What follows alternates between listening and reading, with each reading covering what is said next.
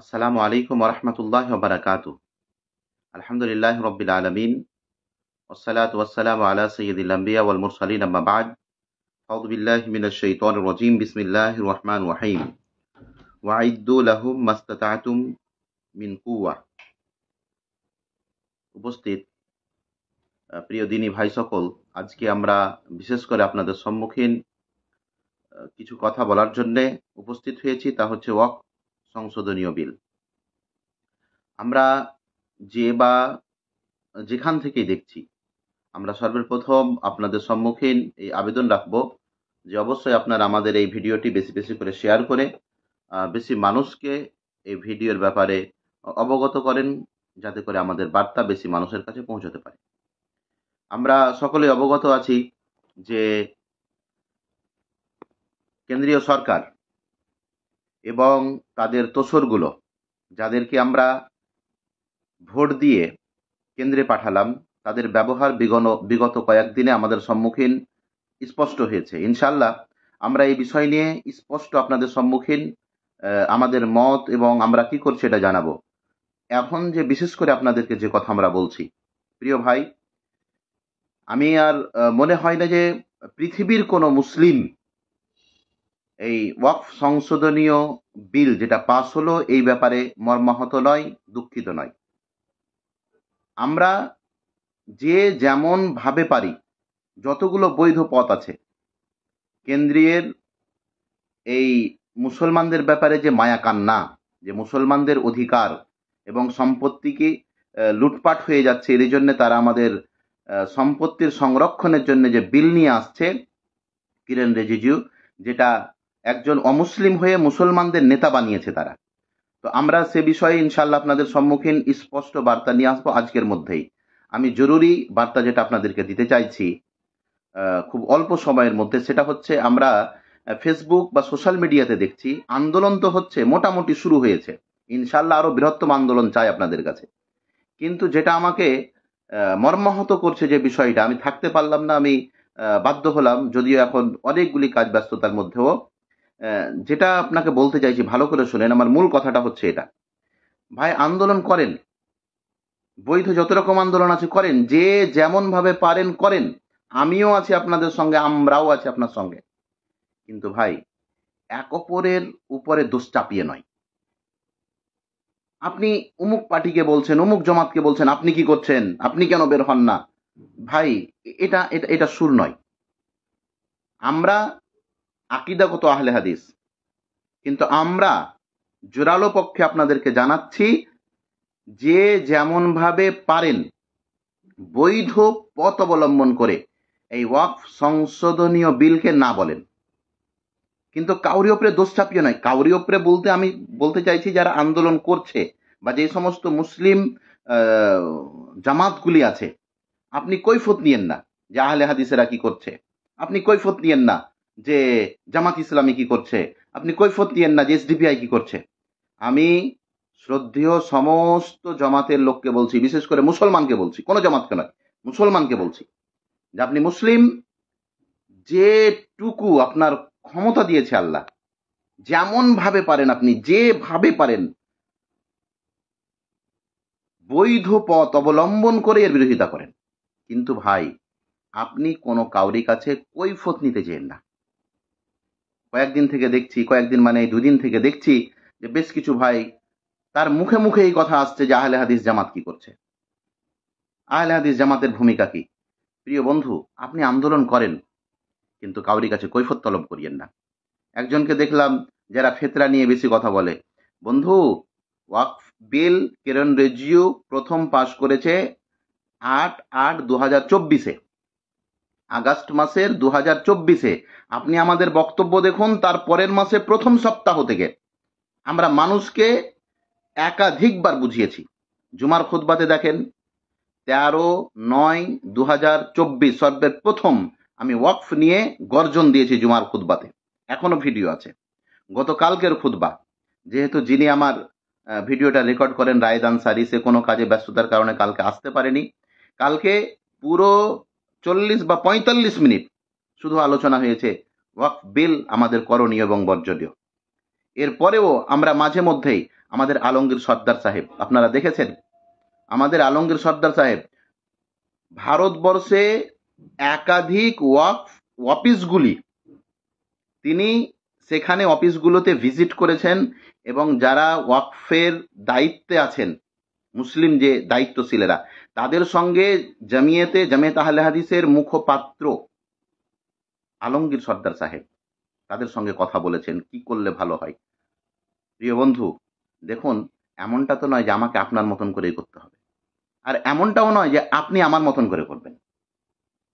আমরা বলেছি বৈধ যতগুলি পদ আছে কোনো পদ যেন ফাঁকা না থাকে। আমরা এর মানে এটাও বলতে চাই না যে এই ভারতবর্ষের কোনো ক্ষতি করে আমরা আন্দোলন করব না।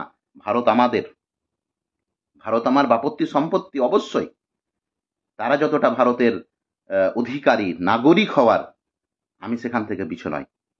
কিন্তু আমি জানি যেটা আন্দোলন, এটা ঘরে বসে হয় না। এটা আন্দোলন, এটা কখনোই রক্তবিহীন হয় না। এটা আন্দোলন। যারাই আজকে আন্দোলনের কথা বলছেন, বন্ধু, আল্লাহ পাক রাব্বুল আলামিন কোরআন মাজিদে আন্দোলনের ব্যাপারে অনেক কথা বলেছেন। আল্লাহ পাক রাব্বুল আলামিন সূরা আনফাল সূরা নম্বর 8 আয়াত নম্বর 60 মধ্যে স্পষ্ট বলছেন যে তোমাদের যতটুকু শক্তি আছে সমস্ত শক্তিকে একত্রিত করে কাফেরদের বিরুদ্ধে রেডি হও। আজকে সেই ভাষাটাই আপনাকে বলছি। আপনার যেটুকু ক্ষমতা আছে ওই ক্ষমতাকে একত্রিত করে এই ওয়াকফ সংশোধনীয় বিল মুসলমানদের সম্পত্তিকে হড়প করা বা মুসলমানদের নিজের বাপত্তি সম্পত্তি থেকে তাদেরকে বঞ্চিত করার এই বিল আমরা ঘৃণা করি। আর শোনেন, আর একটা আপনাকে কথা বলি শেষ মুহূর্তে, যে কখনোই আপনারা আলেম ওলামাদেরকে কটাক্ষ করে কথা বলিয়েন না ভাই। আপনি বিশ্বাস করেন, হ্যাঁ, অনেক আলেম আছেন যিনারা ওয়াকফ সম্পর্কে সেরকম অবগত নন। আবার কিছু আলেম আছেন যে আলহামদুলিল্লাহ অনেক সচ্চর তিনারা। কিন্তু আপনি যখন আমাকে কটাক্ষ করে কথা বলবেন ভাই, আমার মন মরা হয়ে যাবে।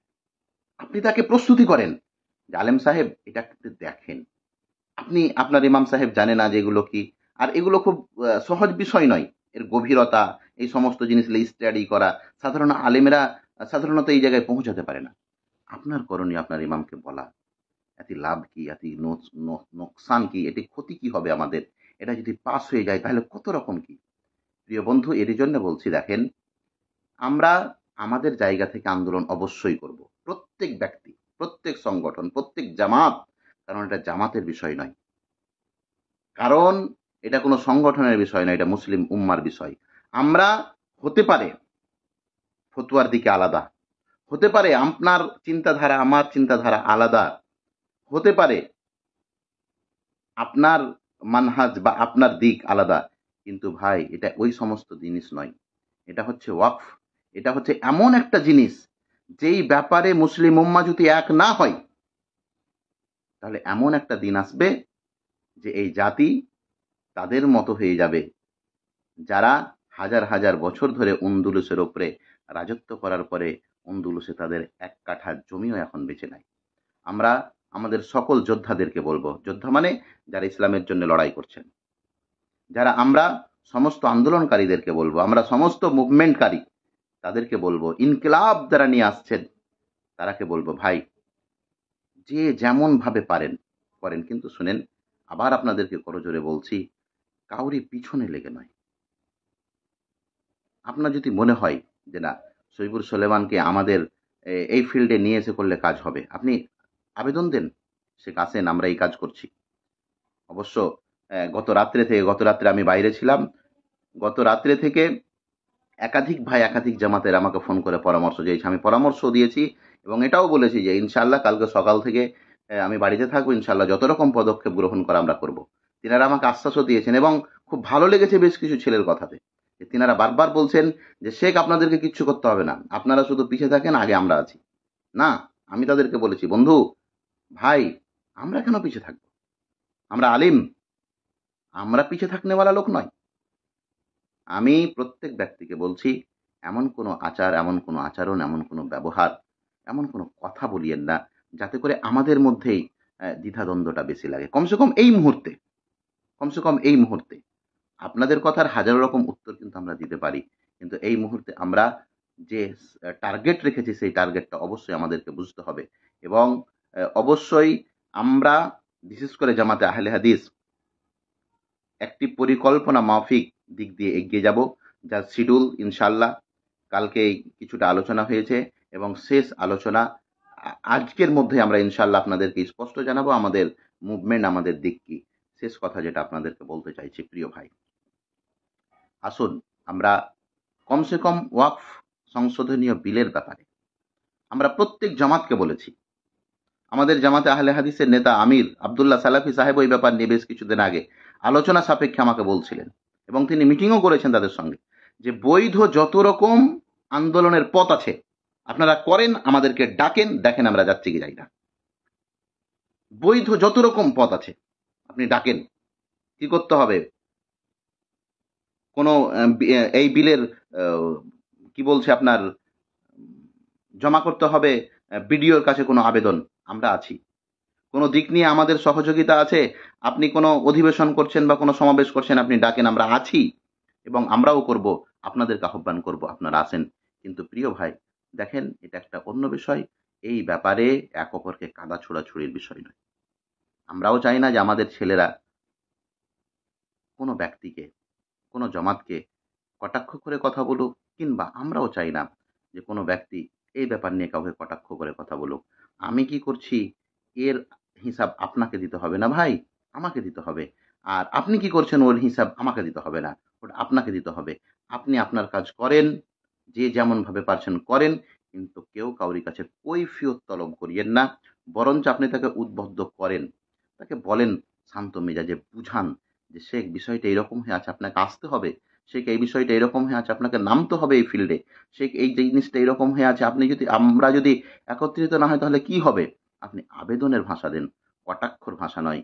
বন্ধু, ইনশাআল্লাহ এই শর্টকাট একটি ভিডিও দিলাম এবং ইনশাআল্লাহ আজকের মধ্যেই একটি বড় ভিডিওর দ্বারা আমি স্পষ্ট করতে চাই যে এই ওয়াকফ সংশোধনীয় বিলে আছে কি এবং এই লাগু হতে গেলে আমাদের ক্ষতি কি হবে, এবং এই ওয়াকফ সম্পত্তি শুধু কেন্দ্র সরকার খাচ্ছে না, ভারতবর্ষের ছোট মোটো যত রকম পার্টি আছে অধিকাংশ পার্টিগুলি মুসলমানদের সম্পদকে ভক্ষণ করছে।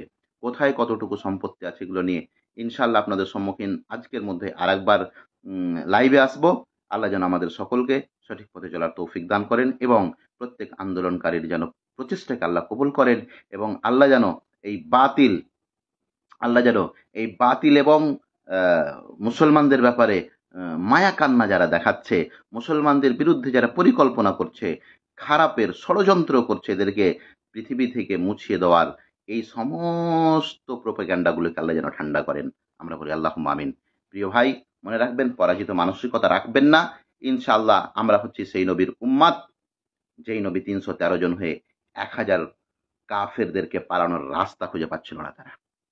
এতে করে ভয় করার কিচ্ছু নেই। ইনশাআল্লাহ মৃত্যু মাত্র একবার, মৃত্যু বারবার আসে না। আল্লাহ যেন আমাদের সকলকে একত্রিত হয়ে কাজ করার তৌফিক দান করেন। আমিন। ওয়া আখিরু দাওয়ানা আলহামদুলিল্লাহি রাব্বিল আলামিন। আসসালামু আলাইকুম ওয়া রাহমাতুল্লাহি ওয়া বারাকাতুহু।